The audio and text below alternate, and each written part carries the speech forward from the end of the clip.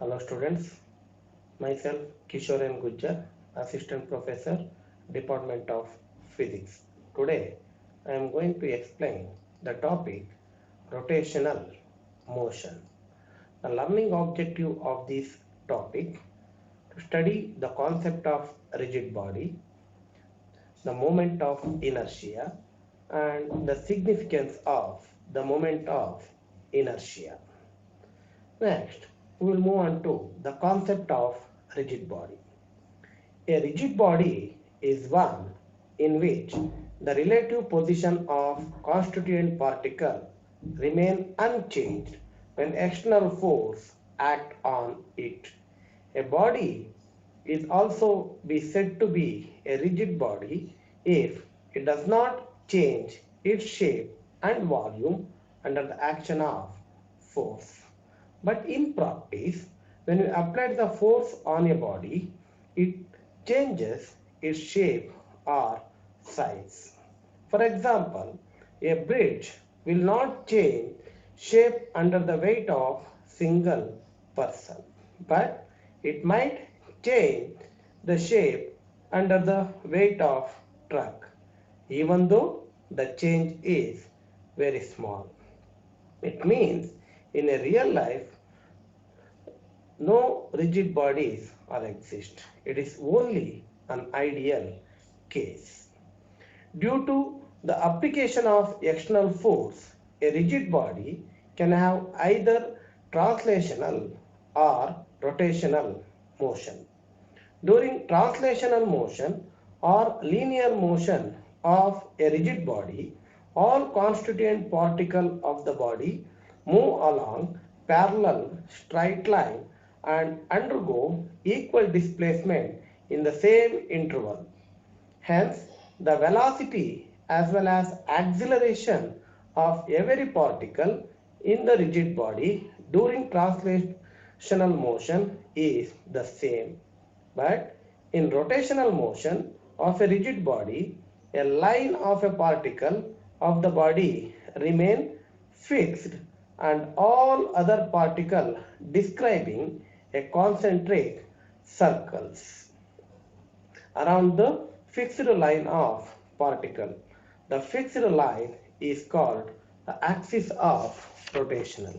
Therefore, the rotational motion is the motion of rigid body which take place in such a way that all the particles move about the axis with a common angular velocity.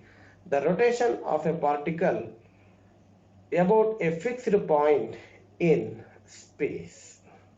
Next, we will move on to the equation for rotational motion. The law relating to the rotating body about an axis are similar to those describing linear motion. The angular displacement theta of a body is the angle in radian through which a point or the line has been rotated in specified sense about a specified axis. The angular velocity omega is defined as the rate of change of angular displacement, that is omega is equal to d theta by dt, and the angular acceleration is defined as the rate of change of angular velocity, that is alpha is equal to d omega by dt, that is equal to d square theta by dt square. So far, we define the three rotational variable theta, omega and alpha. These are the angular version of the linear variable s, v and a. Here s is the displacement, v velocity and a acceleration. The kinematics of rotational motion describe the relationship between the angle of rotation, angular velocity and angular acceleration. It only describes motion, it does not include the force or mass that affects the rotation. The kinematic equation for rotational motion at constant accelerations are given by the angular velocity as a function of time is omega is equal to omega naught plus alpha t. Angular displacement as a function of velocity and time that is equal to, that is theta is equal to half into omega plus omega naught into t. Angular displacement as a function of time is given by theta is equal to omega naught t plus half into alpha t square. Angular velocity as a function of displacement is given by omega square is equal to omega naught square plus 2 alpha t. In these equations, omega is the final angular velocity, omega naught is the initial angular velocity, alpha is the angular acceleration, t is the time taken, theta is the displacement. Next, we will move on to the concept of the moment of inertia. By Newton's first law of motion, the inertia is defined as the property of the body by which it is unable to change the state of rest or uniform motion along a straight line by itself. By translatory motion, the value of inertia depends on the mass of the body. When rigid body rotates about an axis, it has a tendency to oppose the change of its rest or uniform motion about its axis of rotation. This tendency is known as rotational inertia or the moment of inertia. The SI unit of moment of inertia is kg meter square. The moment of inertia is represented by a letter I. The moment of inertia of particle of mass m about an axis of rotation is defined as the product of mass and the square of distance of the particle from the axis of rotation, and it is given by I is equal to mr square. Consider a body of mass m rotating about an axis with angular velocity omega. The body can be imagined to made up of a number of particles having masses m1, m2, m3 situated at a distance of r1, r2, r3 from the axis of rotation.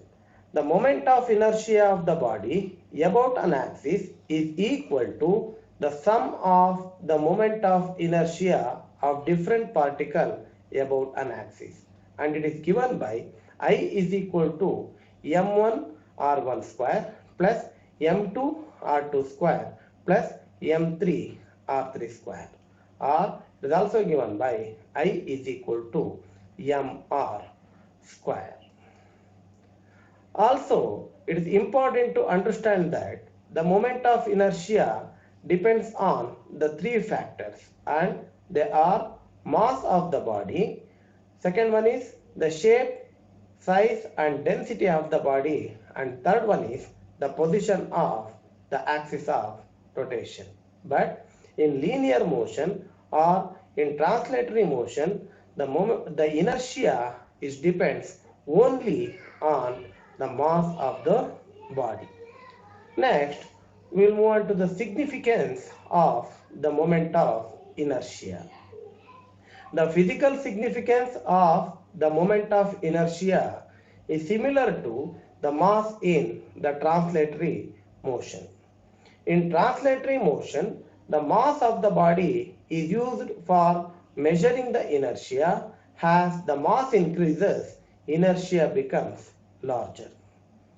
The force required for producing the linear acceleration will also increases. In rotational motion, greater the moment of inertia angular acceleration will require more torque. Next, we will move on to the radius of gyration. The radius of gyration of body is nothing but the radial distance of that point from the axis of rotation, at which the whole mass of the body supposed to be concentrated. It is always calculate about the axis of rotation. The radius of gyration is also called as guy radius, and it is represented by a letter K.